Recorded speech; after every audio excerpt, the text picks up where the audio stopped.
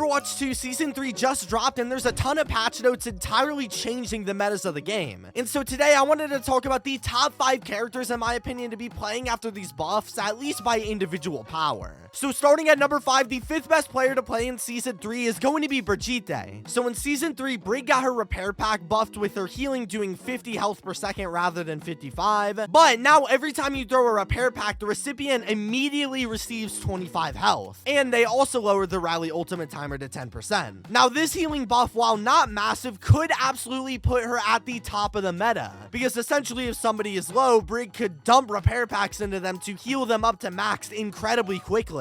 And while some may disagree, honestly, Brig probably never really needed a buff to begin with, and she was already pretty middle of the road in terms of the meta. But with this change, her healing abilities just got so much better, and now her rally, while not a great ult, is going to come a lot faster, making her an incredibly high quality character to be picking. Moving on to the 4th best character for Season 3, it's honestly going to be Reinhardt. So Rein got a massive buff in Season 3 that firstly lowered the knockback on his hammer, which makes it harder for players to run away. Then the charge cooldown went from an 8 to 7 second cooldown. And most importantly, the fire strike damage got increased from 90 to 100, along with the earth shatter getting a damage decrease but a knockdown duration increase, which is a massive buff. See, for earth shatter, they nerfed the damage but added more of a stun time, which allows for Rein and anybody else on the team to do significantly more damage to the stunned enemy, to the point where Rein Shatter could easily wipe out half the team or more with the added time. Not to mention that the fire strike increase from 90 to 100 now allows for Rein to kill any hero with 200 HP all by himself just using fire strikes. This now gives Rein a real means of defending himself at range and makes it to where he can't always just get bullied by everybody from a distance. He has way better means at defending himself, which is great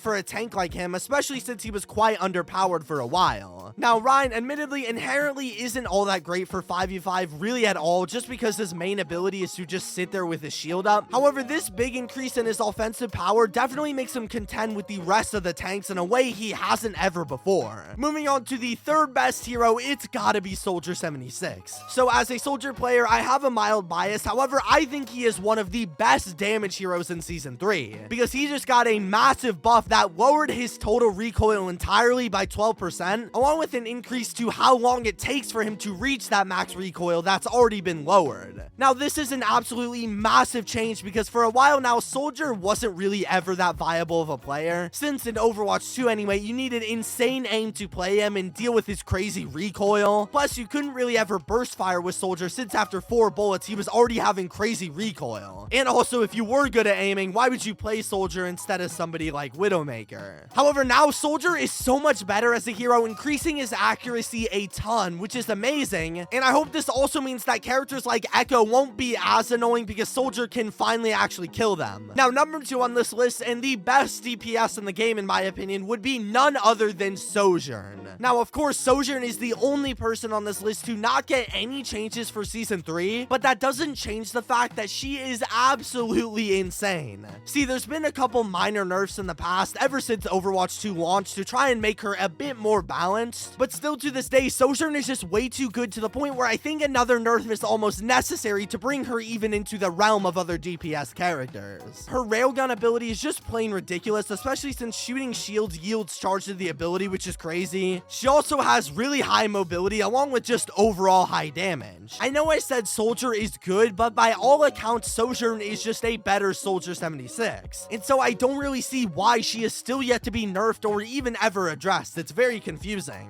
But with all this being said, the number 1 hero for Season 3, in my opinion, has gotta be Wrecking Ball. Now, I know this may be a bit of a shocker to some of you guys, but let me explain. Obviously, Wrecking Ball isn't the best character in the game. He honestly has a lot of fundamental flaws, since he's such an independent character in a role all about being near and protecting your team. However, if we're being honest, before Season 3, Wrecking Ball, while out of meta, was by no means bad. He had pretty good damage, really high maneuverability, and overall, he was just a solid hero. So in response, the Overwatch devs decided to absolutely mega buff this character. For starters, Wrecking Ball has the same amount of health as usual, however 150 of the HP is now replaced by shield. And if you didn't know, one of Wrecking Ball's greatest flaws is that he's such an in-your-face hero that sometimes it's really hard for him to get back to the team and get healing. But now that a large portion of his health is just replaced by shield, he can actually regenerate 150 HP just by waiting around, essentially removing one of the biggest flaws that kept him balanced. Also, they reduced his pile driver ability from 10 to 8 seconds, which is another huge buff, although I don't mind it. And finally, they reduced the arming time on Wrecking Ball's minefield from 1.5 seconds to 1 singular second. Now, at least in my opinion, I thought the purpose of the minefield was that Wrecking Ball could place the mines and keep the enemy away from them. It felt more like a defensive ultimate rather than offensive. You'd put it on the objective or something to keep enemies away, but they still had time to run, so you couldn't just drop it on them or anything. Well, with this new change now, the minefield activates so fast that Wrecking Ball can drop the ult on anybody they want, and before you know it, the mines will explode, killing anything in its path. I feel like this buff is going to bring up the same issues with the pre-nerf Ramatra ult, where now with just one button, Wrecking Ball can clear any objective and wipe anybody near him out with any chance of being able to counter him. This now makes Hammond so unbelievably powerful to the point where he could become the next Orisa or Zarya, making him potentially one of the best characters in the entire game. But that's just my opinion. Let me know your top 5 characters in the comments below. Subscribe and peace.